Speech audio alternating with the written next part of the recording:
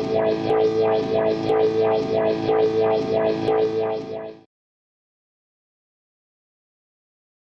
what's going on, guys? It's Brian from Zombie Guitar here. This is part 4 of the chord tone soloing series.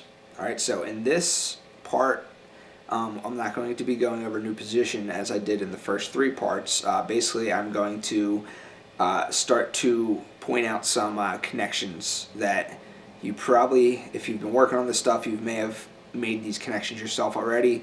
But if not, I want to point these out because there are connections that hopefully are going to help you to be able to fluently move through these shapes as you're playing, okay?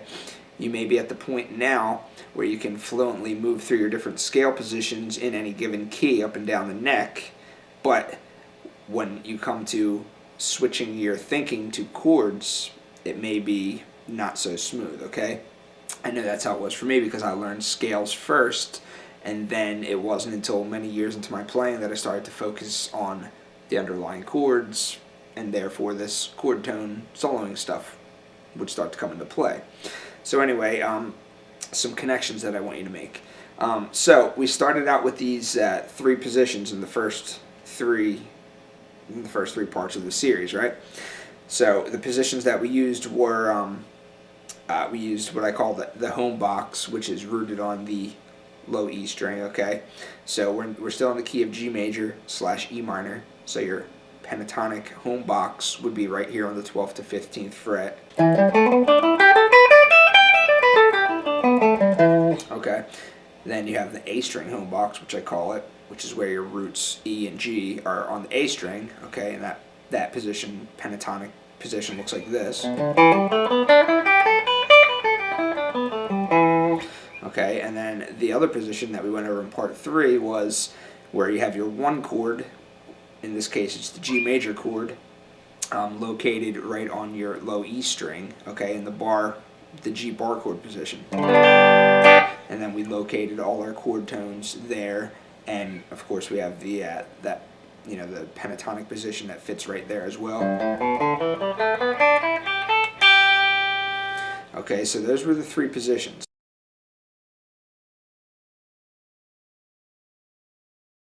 Anyway, the 6th chord, the minor chord, is very nicely fit into every one of these positions. So take this position, for example, the first one that we went over, the home box.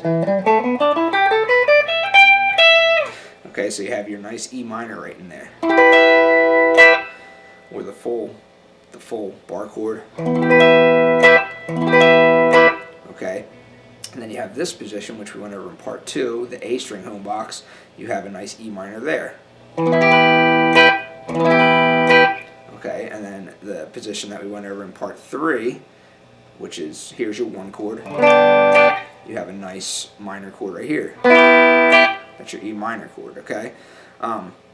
So that's how, in the caged system, the minor chords kind of only have 3 shapes, really, okay? Whereas the major chords have 5 shapes, the minor chords only have 3. So in each one of these positions is where each one of the 3 minor chords is nicely fit in there, okay?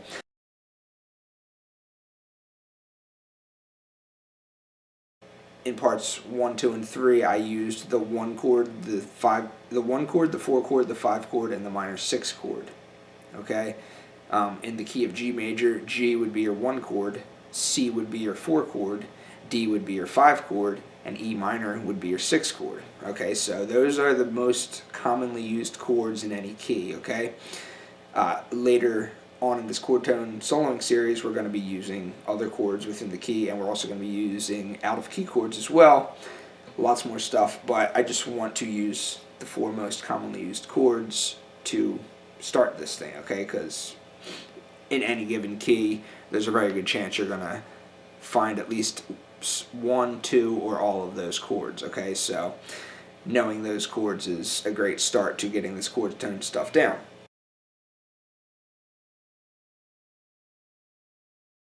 So anyway, the connections that I wanted you to make are, number 1, movements from the 1 chord to the 5 chord, or movements from the 1 chord to the 4 chord, or movements from the 1 chord to the 6 chord, or any other variation of 1 chord to the next, okay? So Let's start out with this position first. Okay, so if you're just working with the high 3 or 4 strings for all your chords, like I pointed out in the last 3 lessons, you can take your G major chord, which is your 1 chord. Okay, so anytime you see that shape and you want to move by a 5th, it's always going to go like this. Okay, you can always tell. You can either have this stuff memorized, or you can refer to your circle of 5ths, or you can just you always know where a 5th is because it's always the next string up and then 2 frets higher. So moving from a G, next string up, to the D, that's a movement of a 5th. So if you're starting on your G chord and you want to move a 5th higher, G to D is a 5th. And that is always going to be that every time you move a 5th. So say you take an A chord and you want to move up a 5th, so you can either look at the circle of the 5ths, or you can go from A, next string down, 2 frets up, so A to E. Okay, so here's your A chord using the shape. Move a 5th. Okay, that same movement's always going to be there. Again, if you want to take a B and then a B, the 5th of a B would be, here's your B, or here's your B, next string, 2 frets down, F sharp. Okay, so you take your B chord in this position, move it up a 5th. Okay, so that movement when you're starting out with your 1 chord in that shape, which is really just the top half of the full bar chord or the E shape. Okay, anytime you have that, it's always going to be that movement of a 5th. Anytime you want to move by a 4th, okay, which would be going left on the circle of 5ths, or just simply starting from whatever note on the E string and then just going down to the next note on the A string, same fret. So G to C would be a 4th. Okay, so anytime you're starting here with your 1 chord and you want to move a 4th, you just simply switch to this shape. Okay, so the chord tones are located right above or right below, however you want to refer to it. But here's your G, here's your C. Okay, or the full chord versions. Okay, and that works again in any key. So if you have an A, you're starting out with an A, you know that your 4th above would be a D. Here's your D. Okay, chord tones for A, chord tones for D. Okay, if you're in the key of E, you know that a 4th above E is A. So here's your E, here's your A. Okay, it's always going to be the same movement. So that's for that shape moving a 5th and a 4th. Okay, so now if you want to start with this shape and then move to your relative minor chord or the minor 6th of that key.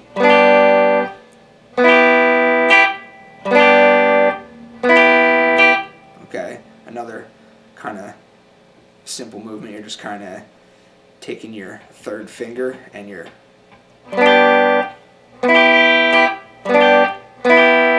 playing the high 3 strings here, okay? I'm only playing the G, B, and E strings for the minor chord, okay? So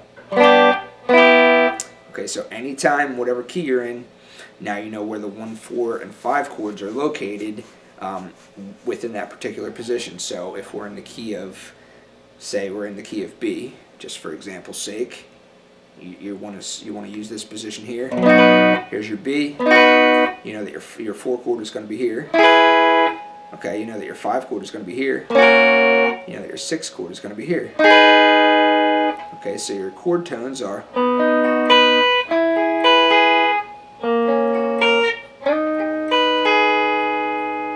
Okay, and I'm just using the high 4 strings here because I'm trying to apply this to lead playing. Okay, because in leads, you do use your lower strings, but you use your higher strings more often. So we can kind of place more emphasis on the higher strings, okay? So just knowing where these 1, 4, and 5 chords are, using just the higher strings in each position is a huge step in the right direction, okay? You can always add in more later to your knowledge, but you want to be able to flow through this stuff effortlessly, in any way you can. All right, so that's that position. All right, so now let's take the home box position, for example, all right? Okay, so your 1 chord, if we're just using the high 4 strings here, it's going to look like this. Or if you want to do the full version, it's kind of hard to play. It's the G shape. Okay, but I just like to play the high 4 strings with these chord tones. So there's your 1 chord. Your 4 chord is always going to look like this. Your 5 chord is always going to look like this. And your 6 chord, your minor chord, is always going to look like this.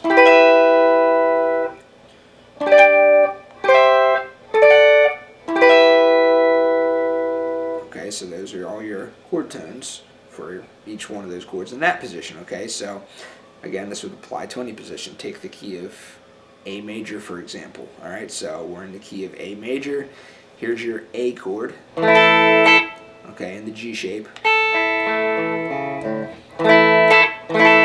Okay, we're in this home box here.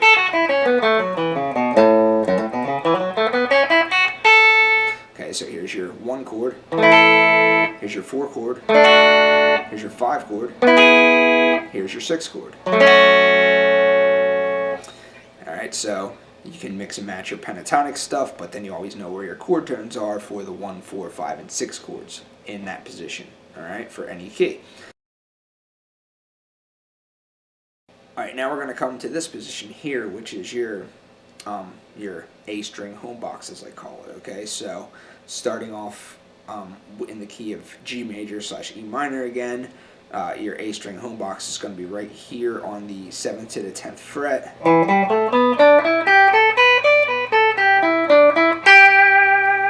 Okay, so within that position, your 1 chord is going to be in the C shape. That's your G major chord. Okay, or you can just play the high 4 strings of it. Okay, and then if you want to move from the G and you want to move to a 4th up, so that would be going G to C. Okay,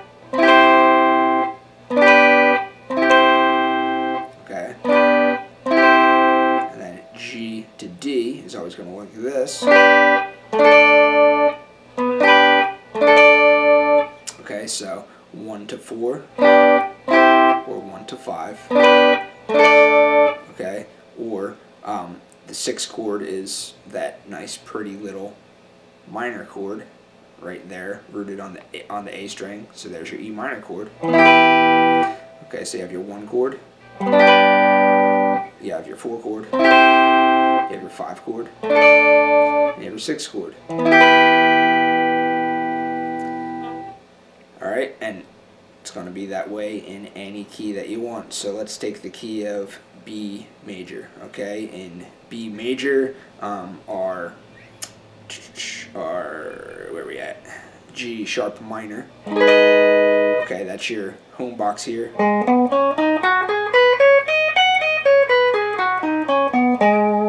Okay, so B major.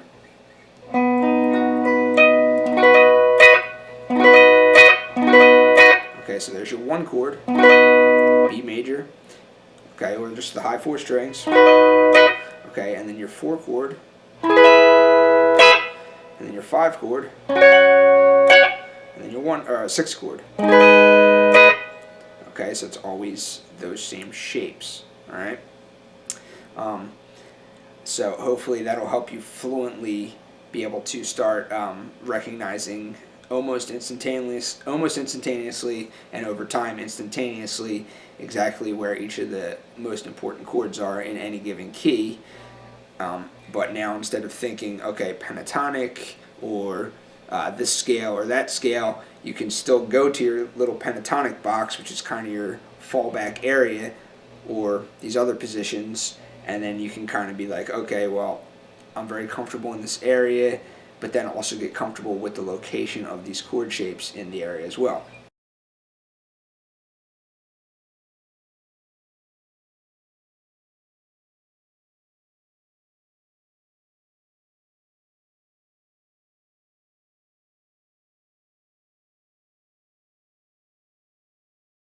For instance, let's start out in the same key that we keep starting out in, the E minor / G major.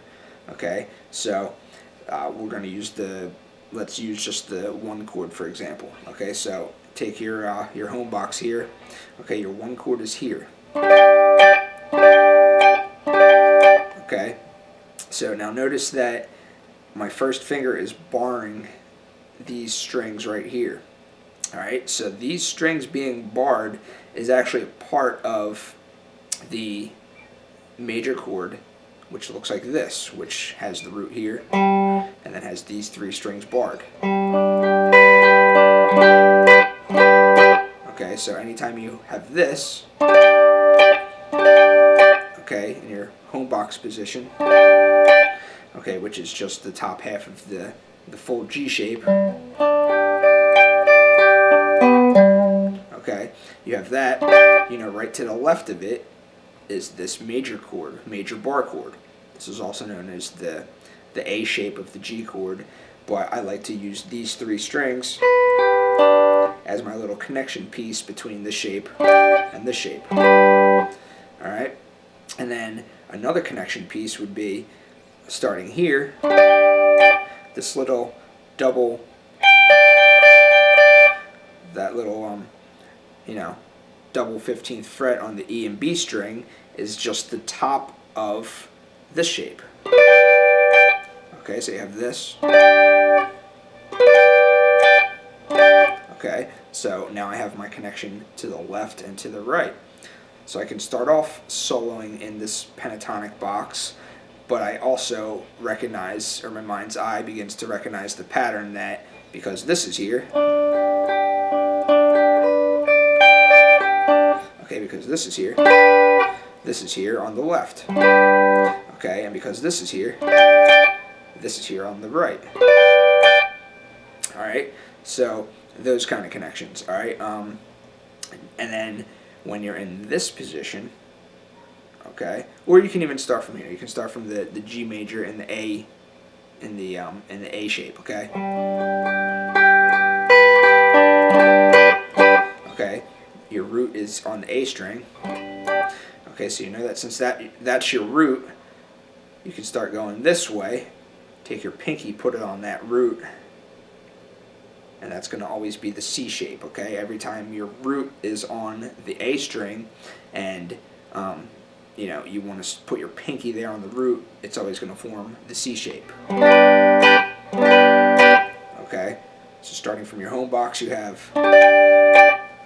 see this, these 3 strings on top of one another, and then you take your root there, put your pinky there, okay, and then apply your C shape. Alright, and then another connection that you can make is every time you have your C shape, okay, the high 3 strings of the C shape are always going to be, which looks like a D chord, and going further this way, that's your D shape now, okay, so you have your D shape. That's a hard one to play. I don't usually play that, but I always see this piece right here and recognize that's either the C shape with added fingers here or the D shape with my root being here, okay? Alright, so you have your connections.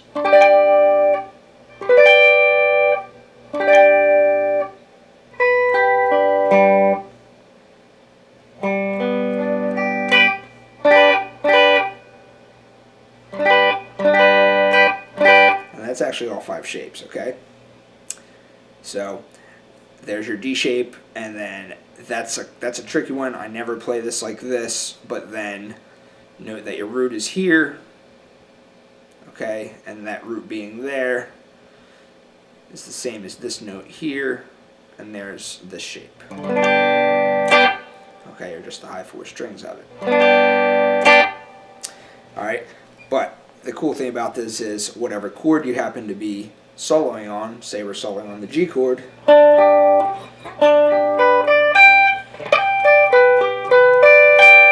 okay, so you can kind of just recognizing those little connecting pieces. I mean, all the shapes connect in one way or another, but seeing this little as the top of, or seeing this as part of, or seeing this root as part of, okay,